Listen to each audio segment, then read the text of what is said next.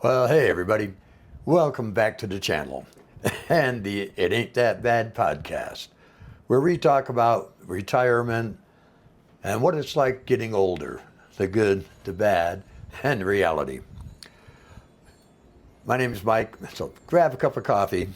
I got mine right here.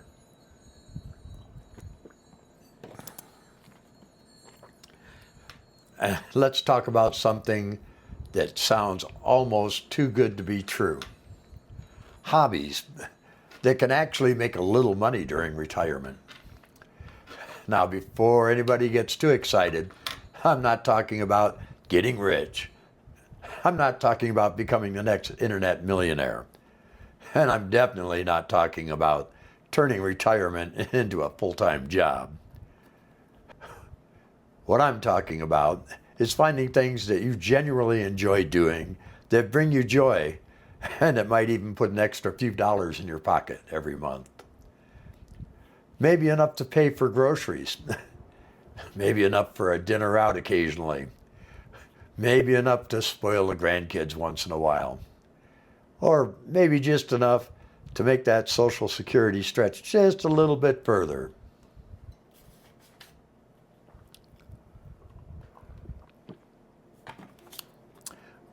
You know, one thing that I've learned since getting older is that retirement isn't just about money. It's about purpose. It's about having a reason to get up in the morning.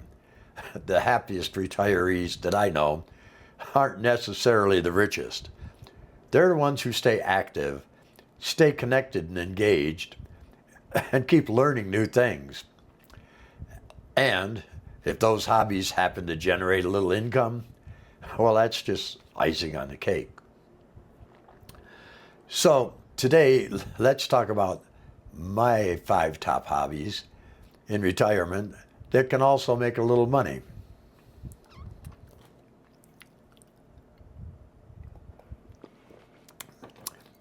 Okay, they're not all 5 my own personal hobbies. A couple of them are. But there are 5 hobbies that you might find interesting in retirement. Number 5, crafts, woodworking, and making things. Now this one always makes me think about Gibbs. If you're a fan of the NCIS TV show, then you know what I'm talking about. Jethro Gibbs had a boat he'd been working on for years in the basement of his house. That was his hobby, building this boat in his basement so he could sail off when he retired. Now this one isn't for everybody, but if you're handy, creative, or enjoy building things, there are opportunities. I've known retirees who build birdhouses. Others make cutting boards and sell them on Estee. Some restore old furniture. Some create handmade jewelry. In fact, my daughter-in-law is an artist that creates handmade jewelry, and she makes a lot of money selling them at craft shows. She spends every weekend going out to craft shows and selling her wares, sets up a booth, and she really enjoys it. Now, she's a ways from being retired yet, but she spends her week making jewelry and then her weekends out selling it. If that's something you're into, that might be a great hobby. You might not want to do it quite as intensely as she does, and there's some people that make custom signs. The internet has made it easier than ever to find buyers. There's eBay, and even Amazon. But here's the important part. Only do this if you enjoy it. The moment it becomes work you hate, you've defeated the purpose. Retirement should still feel like retirement. And let's be honest, most of us have had enough unfinished projects in the garage already. I got one. I have a lamp that I started like 10 years ago. An old metal clarinet that I decided I was going to make a lamp out of. And it's still sitting there unfinished. I'm not sure if I will ever finish it. Anyways, this brings us to number 4, photography. Now, before you tell me you need $10,000 worth of camera equipment, you really don't. Today's iPhones take amazing photos. And some retirees sell local landscape photos. Others photograph community events, and some create calendars. Some sell prints at local fairs, and others simply enjoy documenting life around them. The income may not be huge, but the hobby gets you out of the house and encourages you to see the world a little differently. That's worth something all by itself. Number 3, writing, blogging, or creating online content. Now, I know some of you are already laughing. Mike, nobody wants to hear what I have to say. Well, trust me, there are people who do. One thing I've discovered is that experience has value. You know, all retirees have stories, lessons, mistakes, and wisdom, and a little bit of history. We've actually lived through things younger generations can only read about.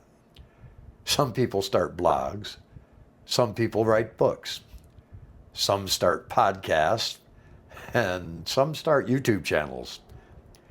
So, if you're listening to this podcast, you already know which one I chose. Will you make a fortune? Probably not. But can it generate some income over time? Absolutely. More importantly, it gives you a creative outlet and a chance to connect with other people.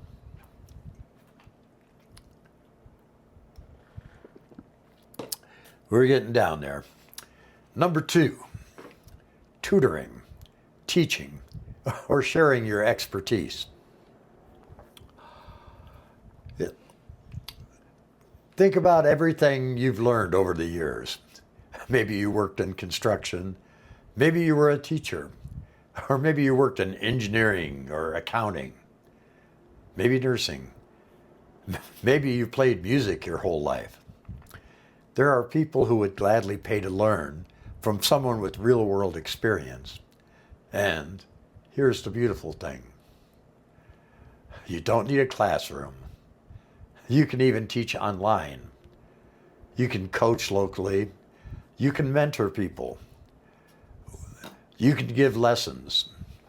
Knowledge you've accumulated over decades still has value. And that brings me to my number 1 hobby. Drum roll, please. Music and performing. Now, I know I'm a little biased on this one, but hear me out. Music has been one of the greatest blessings in my life. It keeps my mind active. It gets me out of the house.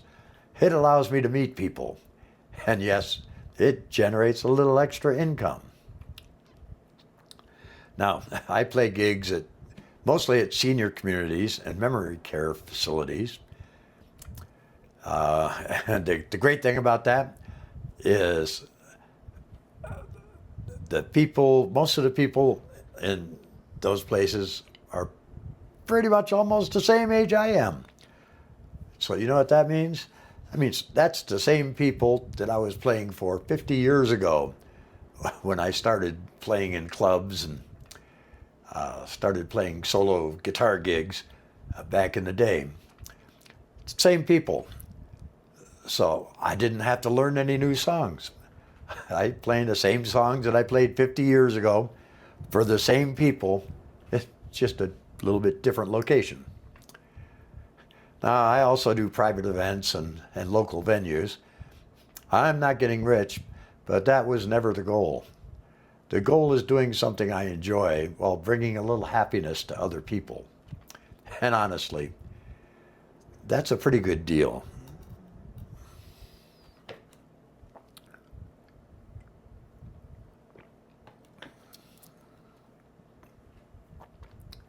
You know, one thing that I've noticed about performing in senior communities is that music unlocks memories. People may not remember what they had for breakfast, but they'll remember every word to a song from 1965. And that's powerful. And it reminds me that hobbies aren't just about making money. They're about making life a little better. So let's recap the list. Number 5, crafts and woodworking. Number 4, photography. Number 3, writing, blogging, podcasting, or YouTube. Number 2, teaching and tutoring. And number 1, music and performing. But here's the real takeaway. The best hobby isn't necessarily the one that makes the most money. It's the one you'll still enjoy doing 6 months from now, or a year from now, or 5 years from now. Retirement is not about maximizing income. It's about maximizing life. If a hobby generates a few hundred extra dollars a month, that's wonderful. If it generates new friendships, new experiences, and a sense of purpose, that's priceless. Because at this stage of life, time is more valuable than money. We spent decades working, chasing a time clock, paying bills, chasing deadlines. Retirement gives us an opportunity to spend our time a little more intentionally, and maybe, just maybe, a few dollars doing something we generally enjoy. Well, those are my thoughts for today. I'd love to hear from you. What hobbies are keeping you busy in retirement? Have you found one that actually generates some extra income? Leave me a comment and let me know. If you enjoyed this video, don't forget to like and subscribe to the channel and share it with a friend. Thanks for spending a little time with me today, and take care of yourselves. And remember, it ain't that bad. We'll see you in the next one.